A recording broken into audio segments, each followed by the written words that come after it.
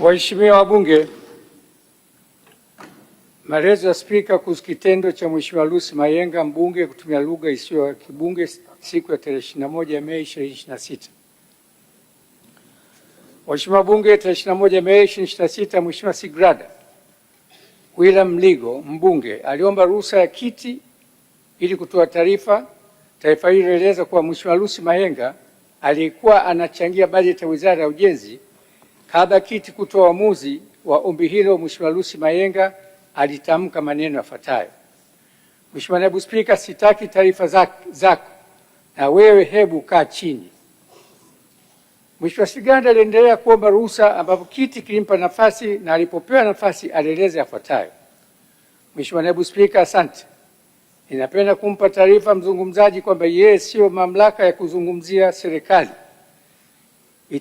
Itazungumza yenyewe. Yeye azungumze matatizo yake na asitushawishi. Mheshimiwa Bunge, kwa mujibu wa kanuni ya 80 ya kanuni za kudumu za Bunge 2025, Mheshimiwa Naibu Spika alimuuliza Mheshimiwa Mayenga kama anapokea au hapokei taarifa hiyo. Mheshimiwa Mayenga alijibu yafuatayo: Mheshimiwa Naibu Spika, huyu hajitambui. Huyu hata kumjibu nitapoteza muda. Nataka nizungumze jambo moja, ni kwamba Mheshimiwa Bunge, kutokana na maneno hayo, kiti kilimtaka Mheshimiwa Mayenga azingatie kanuni kuhusu taarifa. Baada ya maelekezo hayo ya Naibu Spika, Mheshimiwa Mayenga alijibu sipokei. Mheshimiwa Bunge, kutokana na tukio hilo, Mheshimiwa Ado aliomba mwongozo wa Spika chini ya kanuni ya 79 ya kanuni za Bunge. Mheshimiwa Ado aliuliza iwapo inaruhusiwa mbunge kusema bungeni kwamba mbunge mwingine hajitambui. Kwa kanuni ya 74 fasi ndogo ya kwanza je, inokataza mbunge kumsema vibaya mbunge mwingine.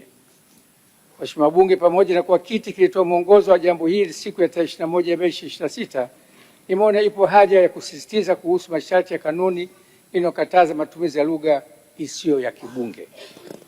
Mheshimiwa Bunge, kanuni ya 74(1) fasi ndogo ya J na K inakataza mbunge kutoa lugha ya matusi au ishara inayoashiria matusi, kutumia lugha ya kudhalilisha au kumsema vibaya mbunge au mtu mwingine.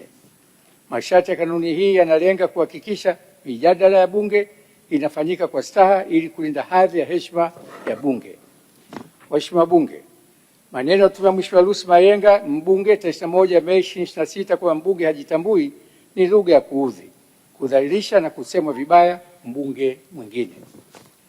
Aidha, Mheshimiwa Mayenga alitumia maneno yafuatayo: Mheshimiwa Naibu Spika, sitaki taarifa zako na wewe hebu kaa chini.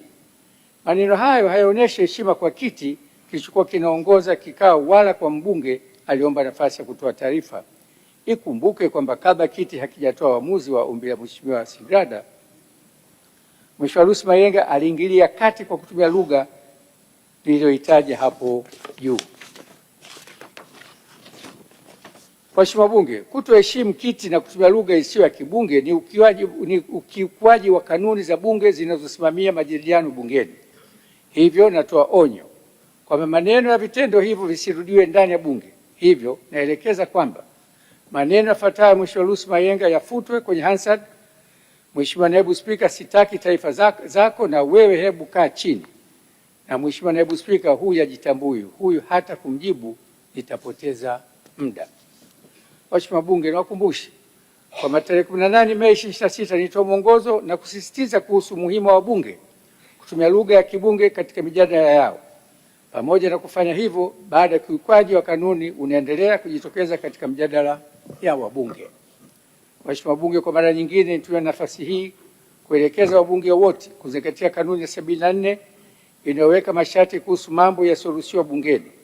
Kanuni hiyo pamoja na mambo mengine inazuia mbunge kutoa taarifa ambazo hazina ukweli, kumzuia jambo ambalo halipo kwenye mjadala, kutotumia jina la rais kwa dhihaka, kutokutumia jina la nchi au kiongozi wa nchi nyingine kwa dhihaka, kutokutumia lugha ya matusi, kuudhi au kumsema mbunge mwingine vibaya au kufanya kitendo cha ujeuri au uchokozi. Mheshimiwa Bunge, matumizi ya lugha isiyo ya kibunge hayakubaliki na kwa sababu yanaathiri utekelezaji wa majukumu ya kibunge. Hivyo hatua zitachukuliwa kwa yoyote atakayekiuka masharti ya kanuni.